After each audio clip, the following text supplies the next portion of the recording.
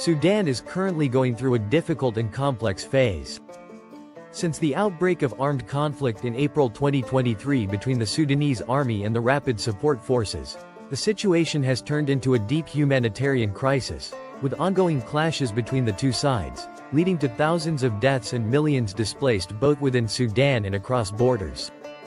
The economic conditions in Sudan have deteriorated significantly, with high inflation and a sharp decline in the value of the local currency, severely affecting citizens' purchasing power. Basic services such as healthcare, education, electricity, and water have become scarce in many areas. In addition, there are international and Arab efforts to reach a ceasefire and achieve peace, but the situation remains fragile, and political and negotiation obstacles make it difficult to achieve a lasting settlement. In the midst of these circumstances, the Sudanese people are suffering from harsh living conditions, and many humanitarian organizations are trying to provide aid, despite the challenges they face in reaching the affected areas. Proposed solutions for the political resolution in Sudan vary and depend on avoiding further military escalation and reaching a peaceful settlement between the warring parties. Here are some of the proposed solutions being discussed by both international and local actors. 1. Comprehensive ceasefire. One of the key proposals is to reach a comprehensive ceasefire agreement between the Sudanese army and the Rapid Support Forces. 1. This would require both sides to commit to halting military operations to create space for political negotiations. 2. Inclusive negotiations. Calls for inclusive negotiations that involve all Sudanese parties, including the transitional government, political parties, armed groups, and civil society.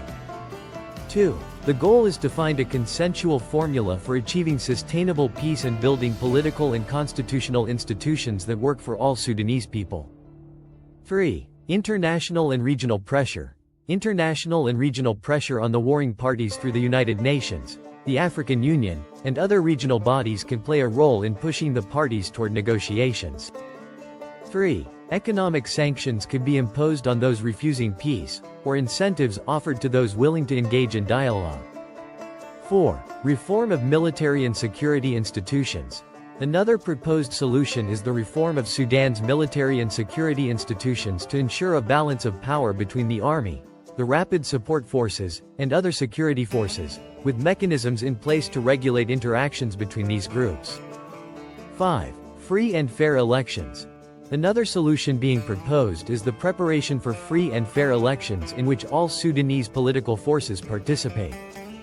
5. This would involve ensuring independent mechanisms for monitoring elections and ensuring their transparency. 6. Transitional justice. Establishing mechanisms for transitional justice to address the crimes and violations committed during the previous periods of conflict. 6. This includes fair trials for those accused of human rights violations, which could help build trust among different parties. 7. International support. The international community can provide material and humanitarian support to help rebuild Sudan's infrastructure and enhance economic stability after the conflict. 7. Humanitarian aid can also be delivered to the areas most affected by the war. In general, a political solution requires strong will from both Sudanese parties and the international community to reach a peaceful settlement that ensures the stability of Sudan and the welfare of its people.